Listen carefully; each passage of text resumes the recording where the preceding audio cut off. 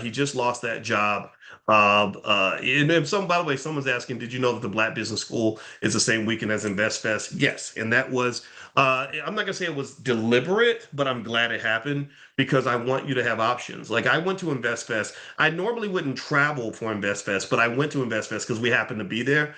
And there are people like I went there and it was like being Michael Jackson. I could not walk 10 feet. I had to get security to help me get out of the building because so many people were like, Dr. Boys, you were the reason I started investing. And I was really happy about that. Like it was really cool to see. Like I see that the Invest Fest is kind of like the next level of what we've been trying to do since 2006, right? So to me, it's like it's what I dreamed of, where I want Black culture to be synonymous with wealth. Like I want all of us to be wealthy. I want us to literally everything that the Jewish community did financially, except blow up and kill little children in Palestine.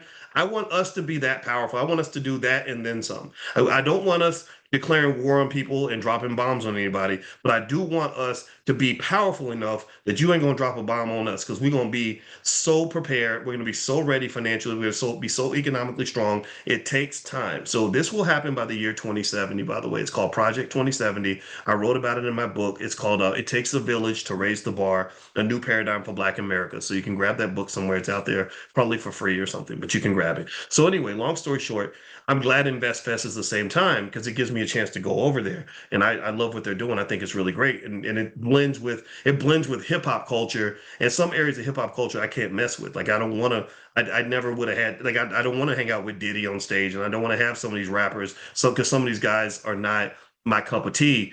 But at the same time, though, they have a lot of great people there. Like D1 was performing there, and D1, he's come to several all black national conventions, and I went over there to support D1, right? So, long story short, we're all in this together. We have to do these things together.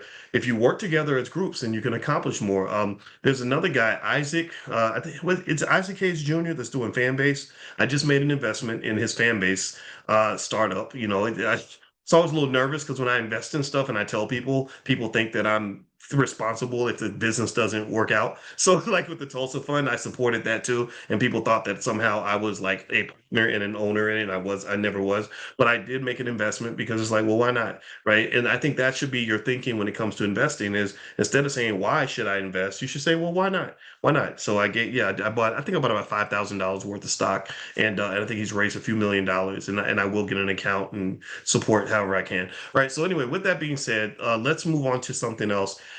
Shannon Sharpe, as you see, he got fired from his job from ESPN, but that was to be expected. Shannon was not going to be an ESPN employee with those kinds of allegations. There was no way. Disney's supposed to be family friendly. And I can imagine them keeping a person on staff who actually gave money to a person who accused him of whatever he was accused of. I think he was accused of sexual assault.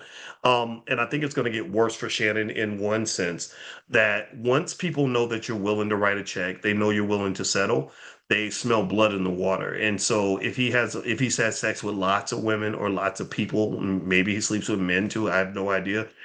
He's going to have lots of people coming at him because a lot of people are struggling financially. And I mean, imagine if you could call, imagine if you have some ex, like think about an ex that you have that where you just hate their guts and you're just so mad at them. And imagine if a lawyer said, hey, look, all you got to do is say that they mentally abused you. Or all you got to do is say, hey, I bought her things and she forced me to do it. She coerced me, she tricked me, she manipulated me into buying her a Gucci purse, right? Or whatever, right? And claim abuse and say, if you don't give me money, I'm gonna ruin your reputation. So then a lot of people would probably do that.